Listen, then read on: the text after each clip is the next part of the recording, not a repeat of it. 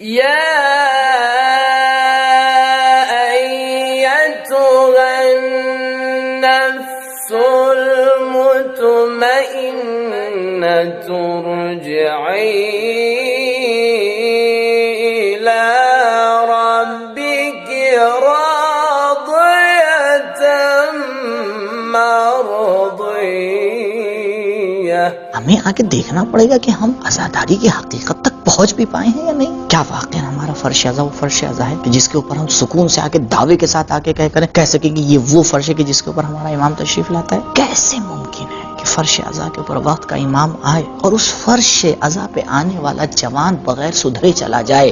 یہ کیسے ممکن ہے؟ امام اصلی وارث ہیں اس وقت عزاداری کے. صحیح. اگر ہم ابھی پرسہ دینا چاہیں تو کسے پرسہ دیں گے؟ امام آخر کو. زندہ امام کو ہی تو پرسہ بے دیں گے. شک. مولا آپ کو آپ عزت کا پرسہ. تو اگر ہمیں امام کو پرسہ دینا چاہ رہے ہیں تو ہمیں پہلے امام کو بلانا پڑے گا یا جانا پڑے گا؟ پتہ نہیں امام کہاں ہے. بلانا بہتر ہے. اور یہ بھی پتہ ہے کہ ہم بلائیں گے تو ہماری نہیں آواز پہ امام لبیک کہہ کے آئیں گے، لیکن اس کے لیے ہمیں شرائط کو مہیا کرنا پڑے گا. ہمیں ریاکاری کو عزاداری سے نکالنا پڑے گا. دکھاوا نہیں. ہمیں اسراف کو عزاداری سے نکالنا پڑے گا. ہمیں حرام کو عزاداری سے نکالنا پڑے گا.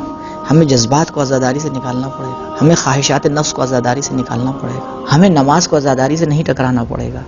ہمیں عبادتوں کو عزاداری سے نہیں ٹکرانا پڑے گا. جب اس طرح سے ہماری عزاداری ہوگی اور اس طرح سے ہمارا فرش عزا بچھے گا تو آنے والا آئے گا، بے شک آئے گا. کمپٹیشن کی جگہ نہیں آئیں گے. عزاداری کمپٹیشن کی جگہ نہیں ہے. عزاداری صراط مستقیم ہے. صراط وہی نا. مستقیم پہ لڑائی نہیں ہوتی ہے. صراط مستقیم پہ پوری کائنات چلتی ہے، ایک آدمی دوسرے سے نہیں ٹکراتا ہے. یعنی جہاں ہو رہا ہے وہ صراط مستقیم سے پھر ہٹ گیا. ہٹ گیا ہے 100% بالکل روشن.